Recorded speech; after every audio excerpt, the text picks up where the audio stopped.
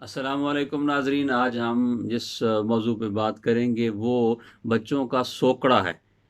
यानी बच्चे जो हैं वो सब कुछ खाने पीने के बावजूद जो है वो कमज़ोर रह जाते हैं, दुबले पतले होते हैं। तो इनका इलाज हम आपको किचन से बताएंगे जी। सबसे पहले तो ये है कि बच्चों की जो बाज़ार की चीज़ें हैं ये मुकम्मल बंद की जाएँ। पापड़, सलंटीज़ और कोल्ड ड्रिंक्स और डब्बों के जूसेस वग़ैरह इनको बंद कर दिया जाए। घर की अशिया इस्तेमाल कराएँ और ख़ुसूसन दूध और दूध से बनी हुई अशिया ज़्यादा से ज़्यादा ऐसे बच्चों को देनी चाहिए। और सुबह नाश्ते में जौ का दलिया या रात की जो बची हुई रोटी होती है, तंदूर की हो या और तवे वगैरह की हो, तो ये रोटी जो है आप उनको दूध के साथ खिलाएँ। 1 माह तक दें। अगर मज़ीद ज़रूरत समझती हैं तो समझते हैं तो मज़ीद जो है वो 1 माह इसको इस्तेमाल करा सकते हैं।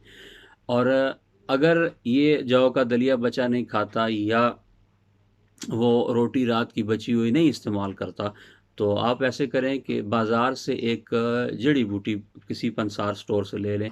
अश्वगंध नागौरी जड़ी बूटी है, ये लें और इसको सफ़ूफ़ कर लें और 1 टीस्पून, हाफ़ टी स्पून जो है ये बच्चे को रोज़ाना 1 कप दूध के साथ 1 माह तक दें।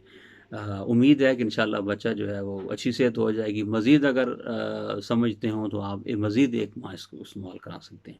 इसके साथ-साथ जो बड़े अशख़ास जो कमज़ोर हों, दुबले-पतले हों और बावजूद हर चीज़ खाने के उनकी सेहत ना बन रही हो, तो वो भी यही एहतियात करें सारी। और रात की जो बची हुई रोटी है ये सुबह 1 गिलास दूध के साथ कम से कम 40-41 दिन इस्तेमाल करें। इंशाअल्लाह बहुत अच्छा वज़न बन जाएगा।